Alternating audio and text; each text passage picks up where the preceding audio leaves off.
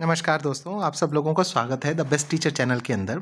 बहुत दिनों से ये चैनल के ऊपर मैंने कोई वीडियो नहीं डाला था दोस्तों और मेरा बहुत मन कर रहा था क्योंकि मैंने चैनल का नाम ही रखा है द बेस्ट टीचर। तो मैं यहाँ पे आपको कुछ ना कुछ टीच करना चाहता हूँ। कुछ ऐसी बातें जो एक टीचर अपने स्टूडेंट को टीच कर सकता है। इस तरीके का कुछ कंटेंट मैं इसके ऊपर लाना चाहता था, बट क्या करूँ, कई बार समय की उसकी वजह से, कई बार जो है पर्सनल रीज़न्स की वजह से मैं वीडियो डाल नहीं पाया।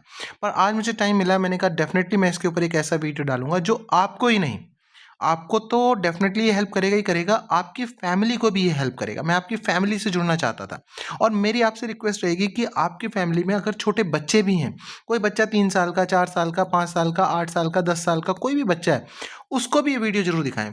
बाकी फैमिली मेंबर्स को भी ये वीडियो ज़रूर दिखाएँ, आपको हेल्प मिलेगी। कहीं न कहीं आपको जीवन के अंदर एक ताकत मिलेगी, एक स्ट्रेंथ मिलेगी, एक एनर्जी मिलेगी कि हाँ यार, कुछ भी पॉसिबल है। लाइफ में ऐसी कोई चीज़ नहीं है जो इम्पॉसिबल है। हम बहुत सारे आजकल बच्चे हमारे घर में देखते हैं अपन, या हम फैमिली मेंबर्स को देखते हैं, उन्हें लगता है कि यार ये नहीं हो सकता। अगर हम आज से कुछ साल पहले जाएँ ना, तो पहले के लोगों में एक ये बात थी कि वो ये वर्ड यूज़ नहीं कर सकते थे, वो ये वर्ड यूज़ नहीं करते थे कि ऐसा नहीं हो सकता। वो कहते थे कोई बात नहीं यार, मिल के करेंगे, हो जाएगा। 4 लोग मिल जाते थे और मिल के प्रॉब्लम का सॉल्यूशंस निकाल लेते थे और मल्टीपल सॉल्यूशंस निकाल लेते थे। आज हमारे से एक चीज़ नहीं हो रही, मान लो हम एक चीज़ के अंदर गए, वो चीज़ हमसे नहीं हो रही। हमारा आंसर इमीडिएटली क्या होता है? ये हो ही नहीं सकता। अरे नहीं, नहीं, नहीं, ये हो ही नहीं सकता। हमारे दिमाग के अंदर ये बात घुस गई है कि ये नहीं हो सकता। ऐसा नहीं है। दुनिया में ऐसी कोई प्रॉब्लम नहीं है जिसका सॉल्यूशन नहीं है ना? इस पे मुझे एक बहुत अच्छी स्टोरी याद आई, एक स्टोरी मैंने सुनी, वो मुझे याद आई, मुझे लगा कि मैं आपके साथ शेयर करूँ, मुझे बड़ी अच्छी स्टोरी लगी वो। वो स्टोरी मैं आपके साथ शेयर करना चाहता हूँ। एक बंदा था बहुत पहले, है ना? बहुत ध्यान से वीडियो को सुनिएगा और शेयर कीजिएगा अपने दोस्तों के साथ, अपने बच्चों के साथ, सबके साथ शेयर कीजिएगा। उनको एनर्जी मिलेगी, उनको लगेगा हाँ यार ऐसा कमाल है, ये चीज़ जो हमें लगा था ये तो इम्पॉसिबल है, ये हो गई। सो क्या चीज़ नहीं हो सकती? हर एक चीज़ के अंदर एक ट्रिक होती है, हर एक चीज़ के अंदर एक सॉल्यूशन से एक अल्टरनेटिव मेथड होता है निकालने का। हमें वो अल्टरनेटिव मेथड हमेशा ट्राई करना चाहिए कि ठीक है यार, ये ऐसे नहीं हो रहा, इसको ऐसे देखते हैं, इसको दूसरे नज़रिए से देखते हैं। सो इस वीडियो सीरीज़ के अंदर मैं एक पहला वीडियो, बड़ा अच्छा वीडियो आपके लिए लेकर आया हूँ। एक बंदा था, बहुत पुरानी बात है, एक बंदा था, तो हुआ क्या कि वो जाते समय जब उसका अंतिम समय निकट आया, मरने का समय निकट आया, तो वो अपनी वसीयत अपने बच्चों के नाम लिखना चाहता था। तो उसके पास क्या थे, जैसे पहले ज़माने के अंदर क्या होते थे, बैल होते थे। बैल क्या करते थे? बैल हमारे खेतों को जोता करते थे। बैलगाड़ी बना ली, खेतों को जोत लिया, या बैलगाड़ी से सामान ले आए, या बैल से हल चला ली तो खेतों को जोत लिया। तो उसके पास बैल थे, तो उसके पास क्या थे, 17 बैल्स थे। तो उसके 3 बच्चे थे। कितने बच्चे थे? 3 छोटे-छोटे बच्चे थे। Just a second, yes. So just a second, yes. So उसके पास क्या थे? उसके पास 3 छोटे-छोटे बच्चे थे, 3, है ना? तो उसने कहा कि भई क्या करता हूँ कि यार इन बैल्स को, छोटे-छोटे बच्चे मतलब 3 बच्चे थे। तो उसने कहा कि इन बैल्स को मैं इनको दे देता हूँ। तो उसने देखा यार मेरे बच्चे इस तरीके के हैं कि मैं इनमें इक्वली तो डिवाइड नहीं कर सकता। उसने कहा कि मैं एक काम करता हूँ, मेरे एक बेटे को 1/2, मेरे दूसरे बेटे को 1/3 और मेरे तीसरे बेटे को 1/9, इस रेशियो के अंदर बैल दे दिए जाएं, ऐसा उसने अपनी वसीयत में लिख दिया। वसीयत मतलब जो मरने से पहले एक आदमी अपने बच्चों के लिए एक वसीयतनामा लिखकर जाता है, जिसके अंदर वो डिसाइड कर देता है कि किसको कितनी संपत्ति मिलनी चाहिए। तो उसने बाकी की ज़मीन वगैरह कर दी, सब कुछ कर दिया, सारी चीज़ें हो गई। पर जब बैल की बारी आई तो बैल उसने इस तरीके से कि एक बेटे को 1/2, एक बेटे को 1/3, एक बेटे को 1/9, ये बैल मिलने चाहिए। अब बच्चों के सामने, तीनों बच्चों के सामने एक दिक्कत खड़ी हो गई। तो ये वो जो जिनके बच्चे मैथ के स्टूडेंट्स हैं, आप अपने बच्चे से ये चीज़ पूछिएगा कि बेटे ये करना है तो कैसे करेंगे आप? अब 17 बैल है, अब उसका 1/2 अगर करते हैं तो वो तो 8.5 आता है। तो 8.5 बैल कैसे दिया जाए? कैसे एक बच्चे को 8.5 दिया जाए? अब 17 का जो 1/3 है, वो लगभग समथिंग पौने 6, 5, 3 पंजे 15, 3 सत्ते 21, लगभग 5.7 आता है।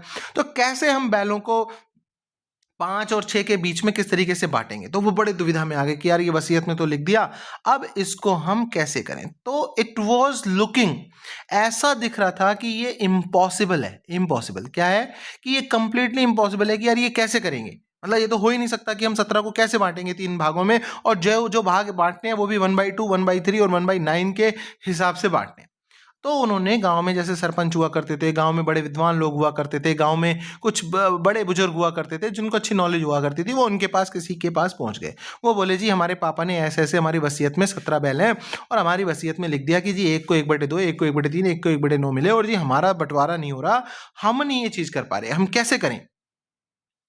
तो अब आप देखिए कि हम ऐसी सिचुएशन में क्या करेंगे, हम ये कह देंगे ये हो नहीं सकता, ये गलत लिख दिया, ये पापा हमारे गलत लिख गए, 1/2, 1/3, 1/9 कैसे होगा यार? हम ऐसा इमीडिएटली सोच लेंगे, समझ रहे हो? लेकिन उस बड़े बुजुर्ग ने क्या किया, उसने कहा कि बेटा कोई बात नहीं, तुम बैठो मेरे पास, एक काम करते हैं, इस 17 बैल तुम्हारे पास है ना, 17 बैल में 1 बैल मैं अपना जोड़ देता हूँ। तो बच्चे बोले नहीं, नहीं, नहीं, नहीं अंकल ये नहीं हो सकता, आप अपना नहीं जोड़ सकते। अरे बोले कोई बात नहीं, तू सुन तो सही। बोले नहीं, नहीं हमें आपका बैल लेना ही नहीं। बोले मत लेना, वापस कर देना। तू जोड़ तो ले भाई, तू वापस कर देना, तू जोड़ ले। उन्होंने कहा चलो ठीक है, अंकल की बात सुन तो लेते हैं। उन्होंने 17 में 18 बैल कर दिए, समझ रहे हो? अब उन्होंने कहा कि जी तेरे को कितने लिख के गए, बेटे नंबर 1 को उन्होंने बुलाया, जी तुझे कितने लिख के गए? बोले जी 1/2। बोले जी 18 का 1/2 कर दे, कितना आया? बोले जी 9 आया। ठीक है जी, कोई बात नहीं। बोले दूसरे को बोले जी तुझे कितना लिख के गए हैं? बोले जी मुझे 1/3 लिख के गए। बोले जी कर दे, कितना आया? बोले जी 6 आ गया। बोले जी तुझे तीसरे को कितना करके गए हैं? बोले जी मुझे तो 1/9 लिख के गए हैं। तो बोले 1/9 कर दे 18 का। बोले जी 2 आ गया। बोले जी पहले बेटे को बोले 9 तू ले ले, 6 तू ले ले, 15 और 2 तू ले ले, 17। बोले तुम्हें मेरा वापस करना था ना, मेरा बैल वापस कर दो। समझ रहे हो? मेरा बैल मुझे वापस कर दो, 17 के 17 तुम्हारे बंटवारा हो गया। So you know there may be mathematics tricks in this, कोई ट्रिक तो है, लेकिन हमारे सामने अगर ये ट्रिक आती तो हम क्या वर्ड यूज कर देते? हम कह देते यार ये तो इम्पॉसिबल है, हम नहीं कर पाते। मैं क्या कहना चाह रहा हूं आपको, nothing is impossible in the life. ऐसी कोई चीज नहीं है जो इम्पॉसिबल है, अगर उसको दर्जे से किया जाए, उसको ध्यान से किया जाए, उस पर अपनी सारी कायनात अगर उसके ऊपर डाल दी जाए कि नहीं यार मैं करके छोड़ूंगा, मैं इसका कोई ऑल्टरनेटिव मेथड निकाल लेता हूं, ऑल्टरनेटिव मेथड से निकलता है तो ठीक है, अगर मुझे डायरेक्ट मेथड से निकालना है तो मैं डायरेक्ट मेथड से ट्राई करता हूं, अगर डायरेक्ट मेथड से नहीं निकलता तो इसका कोई ना कोई ऑल्टरनेटिव मेथड होगा। पर हमें प्रयास को कभी छोड़ना नहीं है। दिस इज द पॉइंट कि हमें प्रयास को कभी भी नहीं छोड़ना लाइफ के अंदर। प्रयास को कभी नहीं छोड़ना, राइट डायरेक्शन में प्रयास लगाना है, गलत डायरेक्शन में नहीं लगाना। कई बार हमें क्या होता है कि हम मान लो स्टूडेंट तो है मैथ के, हम प्रयास लगा रहे हैं किसी और चीज में, गलत। हमें राइट डायरेक्शन में अपनी एफर्ट को लगाना होता है। हमें फालतू की चीजों में भी दिमाग नहीं लगाना। ये भी नहीं कि हम फालतू की चीजों में दिमाग लगाएं, लाओ जी इसको पॉसिबल नो। हमें राइट डायरेक्शंस के अंदर एक दिमाग लगाना है, और अगर हम राइट डायरेक्शन के अंदर दिमाग लगाएंगे, दुनिया की कोई ताकत आपको सफल बनाने से रोक नहीं सकती। अब इंपॉर्टेंट ये है कि you have to choose your right direction. आपको अपनी राइट डायरेक्शन चूज करनी पड़ेगी।